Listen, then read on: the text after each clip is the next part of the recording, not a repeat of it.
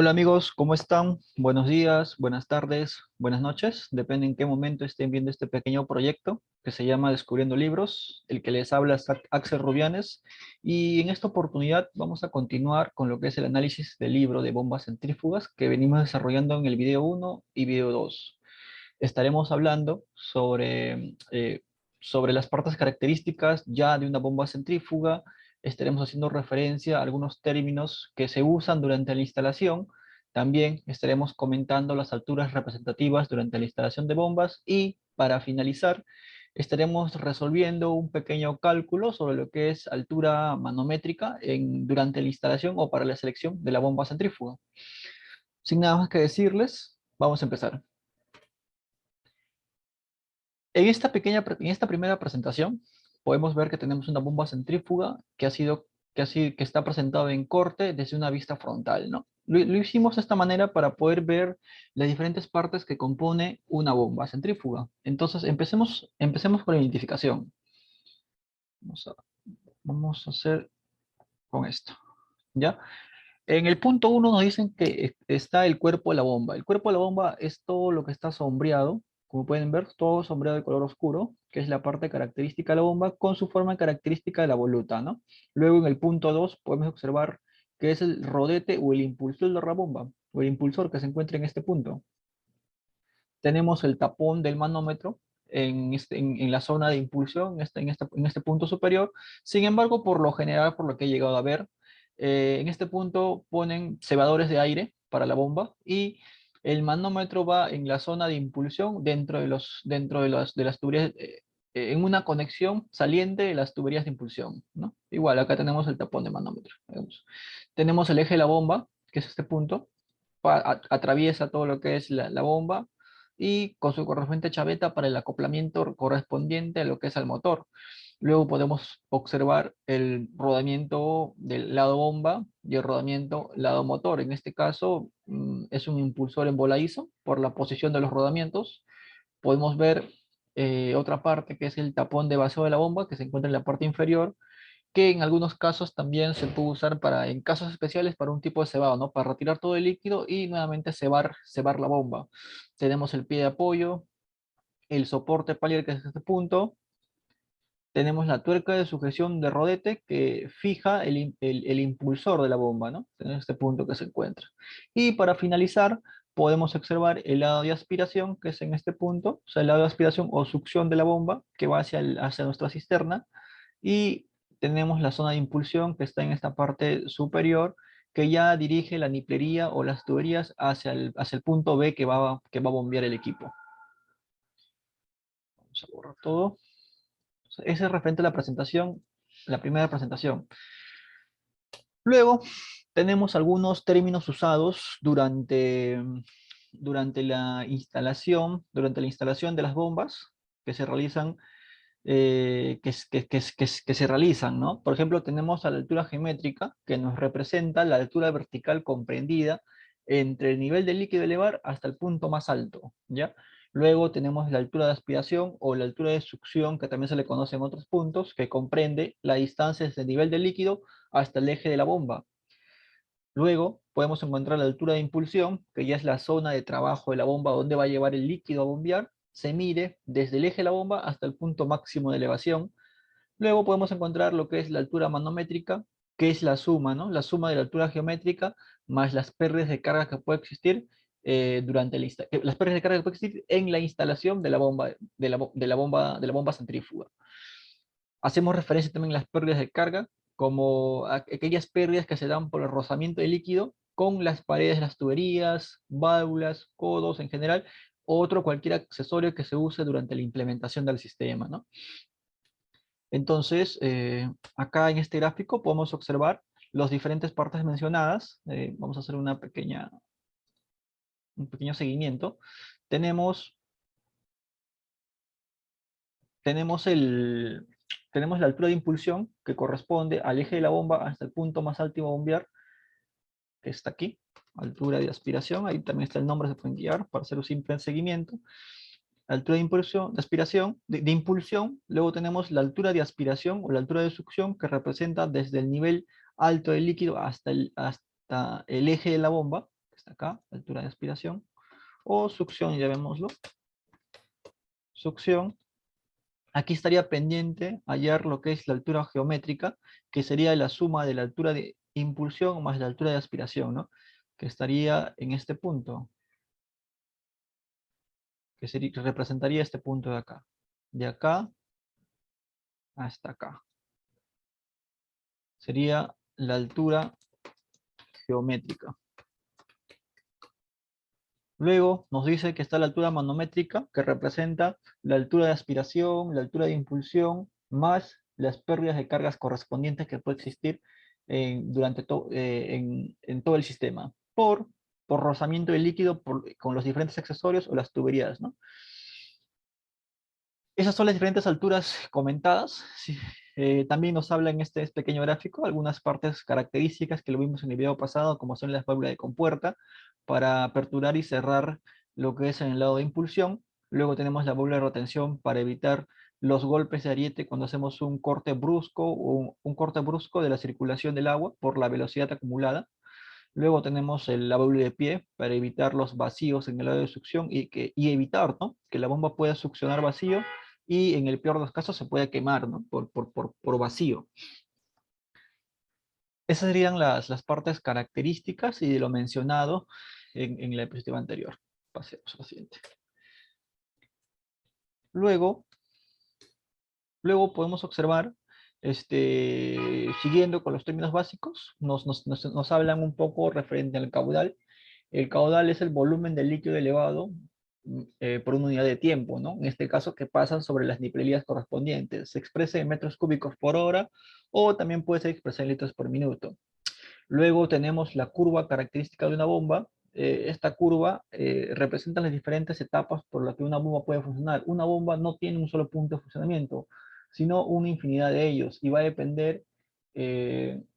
depender va a depender de qué es lo que cuál es la función objetivo que nosotros queremos de la bomba y se puede variar sobre todo por el diámetro del rodete. Y para finalizar tenemos lo que es la energía cinética, ¿no? La energía cinética es aquella energía que un cuerpo gana cuando está en movimiento por su velocidad. Un cuerpo que lleva velocidad o la energía de un cuerpo en movimiento.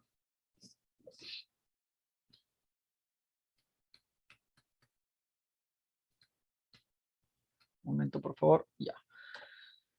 Acá tenemos dos gráficos característicos referente a lo mencionado, la energía cinética, su fórmula que es igual a un medio por la masa por la velocidad al cuadrado, o también directamente puedes decirlo masa por velocidad al cuadrado entre dos, ¿no? Es la energía que gana un cuerpo cuando está en movimiento por la velocidad. Y tenemos una segunda imagen que representa lo que es el caudal.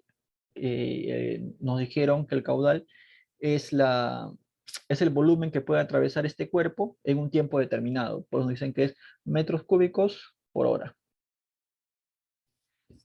En esta imagen, podemos observar lo mencionado también, que es las curvas características de una bomba, ¿no? Para la selección de bombas, lo que tenemos que tener en cuenta es el caudal, que se encuentra en la parte inferior. Voy a, voy a, Les voy a señalar.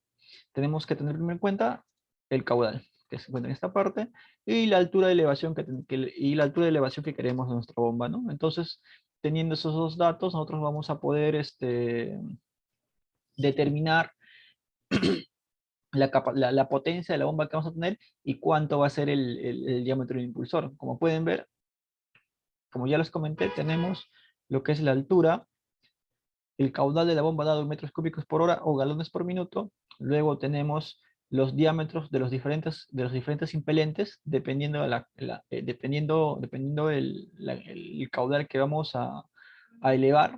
Por eso se dice de que la bomba tiene diferentes puntos de funcionamiento.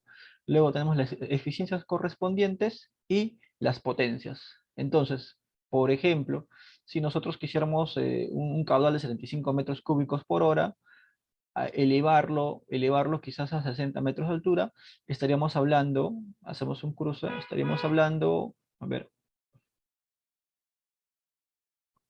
75, 60, estaríamos hablando de una bomba de 25 HP y que estaría funcionando a 79% de su eficiencia, ¿no? Entonces, así se hace la selección de una bomba dependiendo de las curvas características que tenga. Estas curvas los brinda el proveedor y cuando hagas la compra de una bomba, se te tendría que brindar o en todo caso tendrías que solicitarlo, ¿no? Vamos a la presentación. Continuando con lo que es los términos, los términos característicos en la instalación de bombas centrífugas, podemos ver lo que es el número de revoluciones, que es la capacidad de giro que tiene el impelente, la potencia hidráulica, que es la potencia que precisa la bomba exclusivamente para bombear líquido. Luego tenemos la potencia absorbida, que es la potencia del eje de la bomba y equivale a la potencia hidráulica más la potencia consumida. Entonces, considera las pérdidas que se puede haber en la bomba. Luego la potencia absorbida por el motor, que es la mayor potencia, es mayor que la potencia absorbida por la bomba, pues hay que añadirle las pérdidas internas del motor eléctrico. Luego tenemos el rendimiento mecánico, que va a ser igual a la potencia hidráulica entre la potencia absorbida de la bomba y la velocidad de rotación, que es las revoluciones por minuto, está dado en RPM, ¿no? En la siguiente diapositiva tenemos un pequeño gráfico que nos representa, en donde vamos a representar las diferentes potencias mencionadas. Por ejemplo, en este punto tendríamos lo que es la potencia hidráulica, porque es la potencia usada para la impulsión del líquido. Tenemos una potencia hidráulica, potencia hidráulica. Luego estaríamos hablando de una potencia absorbida de la bomba, que está en este punto, y es la representación de la potencia hidráulica menos más las pérdidas que puede existir por rozamiento. Entonces tenemos una potencia absorbida de la bomba. Y para finalizar estaremos hablando de una potencia absorbida del motor. Absorbida del motor. Que es mayor que la potencia absorbida de la bomba porque esta debe considerar las pérdidas que puede existir entre el mecanismo del motor eléctrico. ¿Ya? Para calcular la eficiencia, como comentamos, tendríamos que hallar la eficiencia sería igual a la potencia hidráulica entre la potencia absorbida. Todo esto por 100%. Porque la eficiencia va a ser un valor porcentual. Para recordar, en este gráfico podríamos comentar las partes características de la bomba. Por ejemplo, tenemos el motor, tenemos en esta parte oculta el acoplamiento que va a unir este mecanismo bomba-motor. Luego tenemos las tuberías en el lado de succión o succión, tuberías lado de impulsión, brida de succión, no, brida de impulsión para unir lado bomba y lado niplería y brida succión para unir las tuberías de succión y el punto de succión de la bomba, ¿no? Tenemos lo que sería, podríamos llamarlo bancada o base de la bomba. Serían las partes características de una bomba centrífuga, ¿no? Vamos a pasar a la siguiente diapositiva, vamos a borrar esto. Para finalizar, lo que vamos a desarrollar es un pequeño cálculo referente a lo que es la altura manométrica, ya conociendo los diferentes términos usados durante la instalación y habiendo conocido también, ¿no?, las partes características de una bomba centrífuga.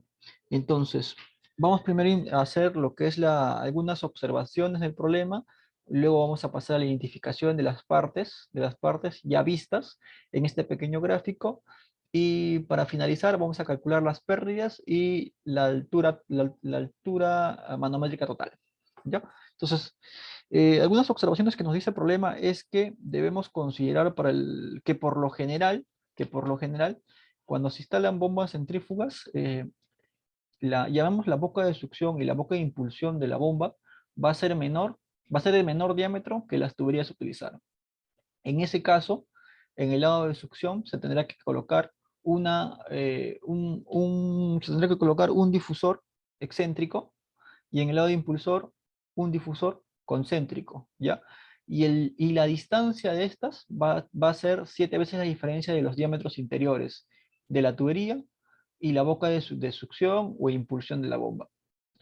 Esta observación nos hace con la finalidad de poder hallar las pérdidas de ese componente, de ese componente, de ese difusor excéntrico o ese difusor concéntrico avanzado de este problema, ¿ya?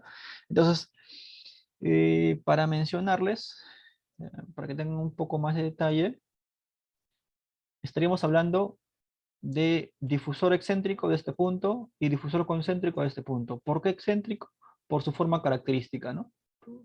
Estos excéntricos, ¿para qué? Para evitar la cavitación, que posiblemente estemos, no, lo estaremos hablando más adelante y estaremos hablando también de la importancia de este difusor excéntrico. Y el difusor concéntrico que, bueno, su forma es igual en los dos puntos, ¿no?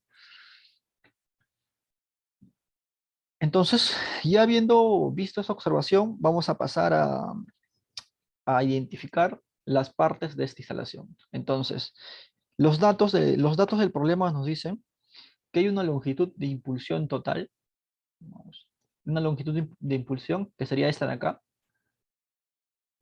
de 215 metros. Luego nos dicen que hay una longitud de aspiración, que es este punto de acá. No confundamos longitud de aspiración con altura de aspiración. Tenemos la longitud de aspiración, que es de 7 metros. 7 metros.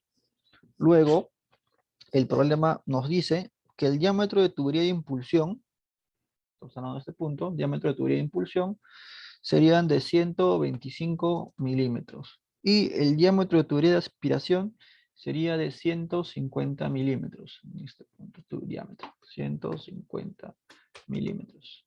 Ahora, ustedes se preguntarán, ¿por qué la diferencia de diámetros en las tuberías de aspiración e impulsión? Como recordarán, en los videos pasados se indicó que existe una velocidad de circulación de líquido por diferentes tuberías. En caso de las tuberías de aspiración, la velocidad va entre 1 a 2 metros por segundo.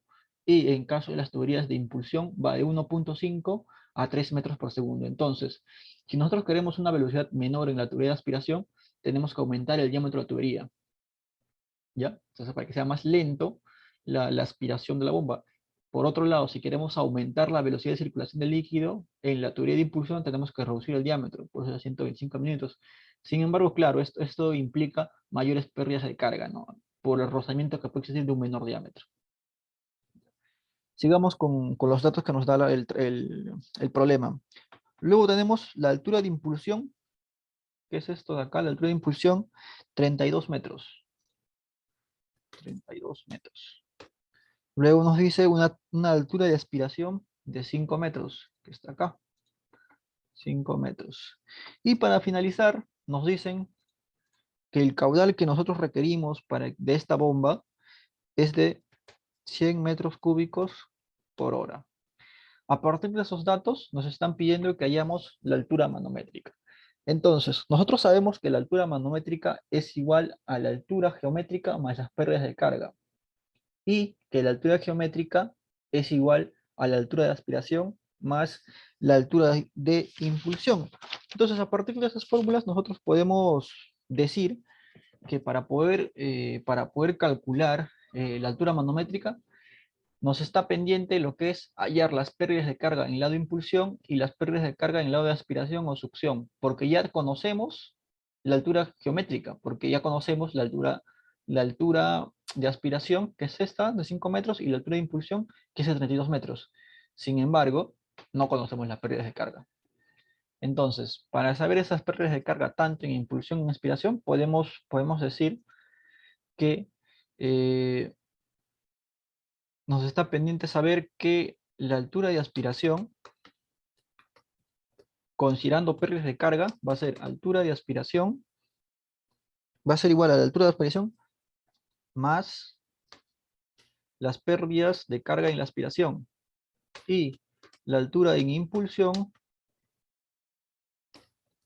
va a ser igual a la altura de impulsión más las pérdidas de carga en impulsión, solo en impulsión.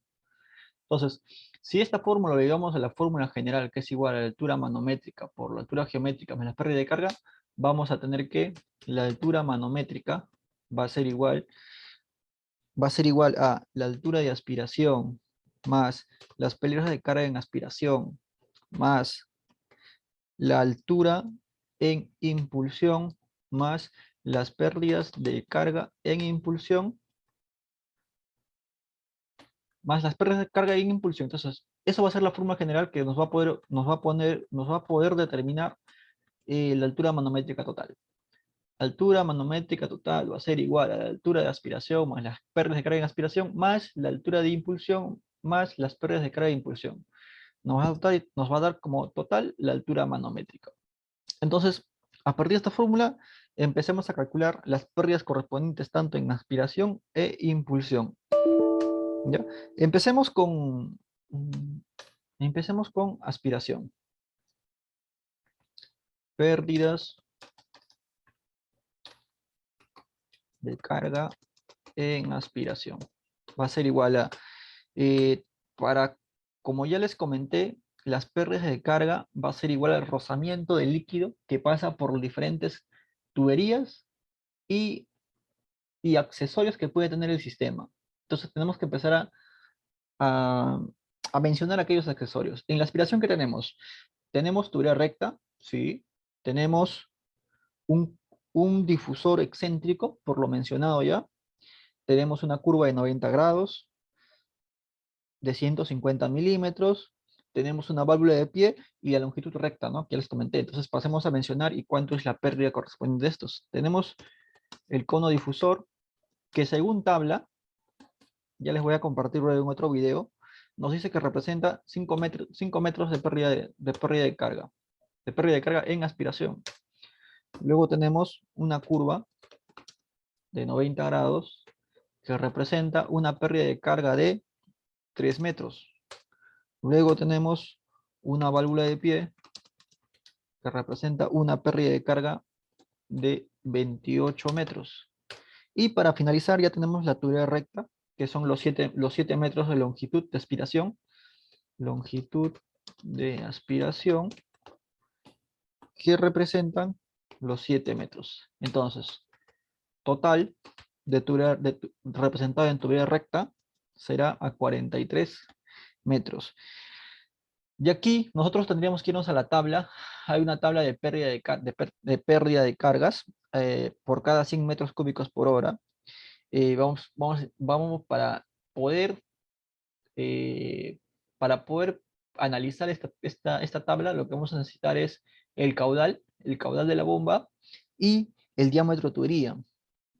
Para una tubería de 100 metros cúbicos, como es este caso, de hierro fundido a 150 milímetros, nos dice que va a haber una pérdida de carga del 2%. Entonces, pérdida de carga en aspiración va a ser igual a 2% por los 43 metros. Esto sería igual a 0.86 metros. Entonces, estaremos hallando el total de pérdida de carga en la aspiración. Continuamos con lo que es pérdida de carga en la impulsión. Pérdida en la impulsión. Entonces, de igual forma, vamos a examinar los diferentes componentes que tienen el lado de impulsión, según el gráfico, claro está. Tenemos un difusor concéntrico, tenemos una válvula de retención o una válvula check de 125 milímetros, porque es menor el diámetro de impulsión que el de aspiración. Tenemos una válvula de compuerta de 125 milímetros para el control de apertura y cierre.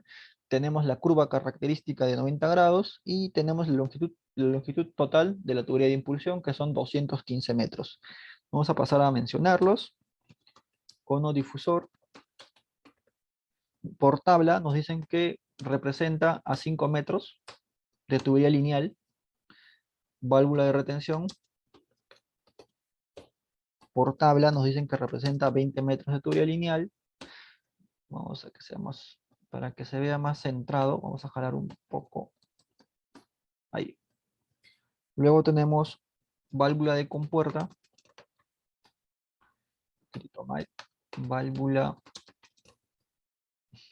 de compuerta de 125 milímetros que representa 1 metro de tubería lineal. ¿Por qué? Porque hay menos rozamiento en una válvula de compuerta que en una válvula de retención. Luego tenemos la curva de 90 grados, también de 125 milímetros, que representa en tubería lineal 2.5 metros. Y para finalizar ya tenemos la longitud de tubería de impulsión, ¿no? Tubería de impulsión, más o menos, que son un total de 215 metros.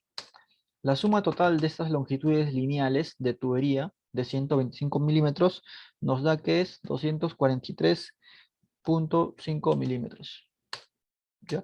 Entonces, volviendo a la tabla de pérdidas de carga, sabiendo el caudal y sabiendo el diámetro de la tubería, que en este caso es 125 milímetros, y como les comenté hace poco, a menor diámetro, mayor es la pérdida por el rozamiento existente. Nos dice que la pérdida va a representar un 5.2% de la longitud total. Entonces, la pérdida de carga e impulsión va a ser igual a 5% por los 243.5 milímetros, que nos da un total de pérdida de carga en columnas 12.662 metros. ¿Ya?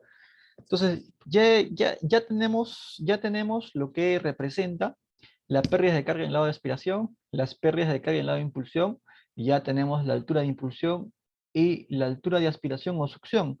Simplemente estaría pendiente la suma de las correspondientes, ¿no? Entonces empecemos. Acá vamos a ponerlo. Entonces, altura de aspiración. Partiendo de esta fórmula, ¿ya? ¿Se puede copiar o no? No se puede copiar. Entonces sabíamos que la altura manométrica era igual a la altura de aspiración más la pérdida de carga en aspiración más la altura de impulsión más las pérdidas de carga en impulsión. Entonces, sabemos que la altura de aspiración es igual a 5 más las pérdidas de carga que habíamos representado que era 0.5 metros. 5 metros más los 0.86 metros que representaba las pérdidas de carga en aspiración. Esto nos da un total de 5.86 metros. Tenemos la altura de impulsión, que vamos a representarlo ya más sus pérdidas de carga, que es igual a 32 metros, más las pérdidas de carga en el lado de impulsión, que representaba 12.662 metros. No sé por qué acá he puesto milímetros, era metros, ¿ya? Que nos va a dar un total de 44.662 metros. Luego tenemos que considerar un, un nivel de tolerancia que por lo general es de 5%. Tolerancia 5%. Entonces, el 5% de la suma entre la aspiración y la impulsión va a ser de 2.478 metros. La suma de estos tres, de altura de aspiración, altura de impulsión y la tolerancia, nos da un total de 53 metros columnas de agua. ¿Ya? Ese sería el total de, entonces nuestra altura manométrica sería igual a 52 metros columnas de agua. Esto, si nosotros quisiéramos llevarlo a bar, nos dice que un bar es igual a 10 metros columnas de agua. Entonces, por inferencia, vamos a tener un total de, llevados a bar, de 5.2 bares. Entonces nosotros tendríamos que tener una bomba que bombee 100 metros cúbicos de hora a 5.2 bar. Con esto ya estaremos finalizando nuestro problema de altura manométrica obtenida, que es 5.2 bar. Y si quiero hacerles una aclaración en este punto, me he equivocado, tendría que el total es 243.5 metros, no milímetros, ¿ya? Bueno amigos, con esto estamos finalizando con nuestro problema de altura manométrica, con un resultado de 5.2 bar a 100 metros cúbicos por hora. Y conociendo ya las diferentes alturas y las longitudes correspondientes a la aspiración y succión.